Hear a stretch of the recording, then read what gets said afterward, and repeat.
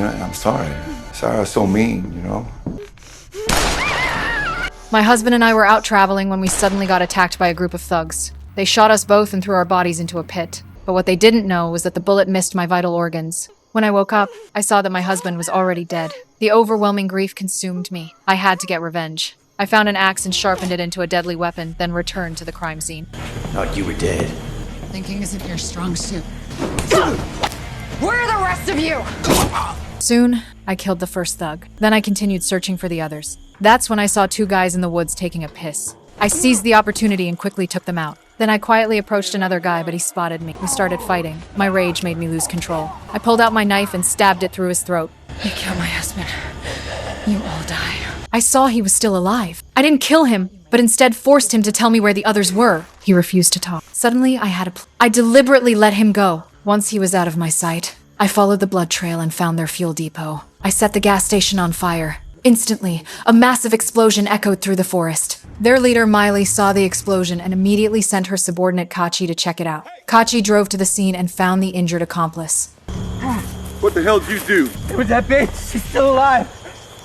She killed her. While they were talking, I had already hidden in the car. They drove back to their base. When they weren't paying attention, I jumped out of the car and hid near the base. In the surrounding woods, I set up traps. Miley knew I was still alive and immediately sent people to search. But before the search, they held a ceremony to commemorate their dead companions. That's when Kachi, the killer who murdered my husband, got drunk at the ceremony. This was also my best chance for revenge.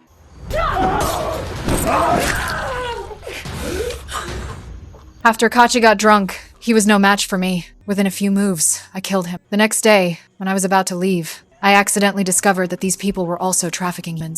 To save these girls, I decided to stay. When they weren't paying attention, I released the imprisoned girls. But as I was leading them to escape, one girl got too scared and suddenly screamed. This woke up the guard. When he saw us trying to escape, he immediately opened fire. I reacted quickly and killed him with a throwing knife. But the gunshots attracted more people. I continued running with the girls. Suddenly, a guy blocked our path and pointed his gun at me. Fortunately, this was exactly where I had set up traps. When he wasn't paying attention, I triggered the trap. He instantly fell and couldn't move. I seized the opportunity, grabbed the gun, and shot the people chasing us. Then I quickly escaped with the girls. Soon we made it to another hilltop and ran into a car. I used the gun to stop the vehicle. The driver said she was a forest ranger. Hearing this, I breathed a sigh of relief, thinking I could finally escape. So I fell asleep in the car. When I woke up, I found myself back at the base. That's when I realized the ranger was one of them. I was locked in a... Just when I thought I was surely going to die, the girl I saved came to bring me food. She used a knife to kill the guard. It's okay. Get the knife and cut me down, all right?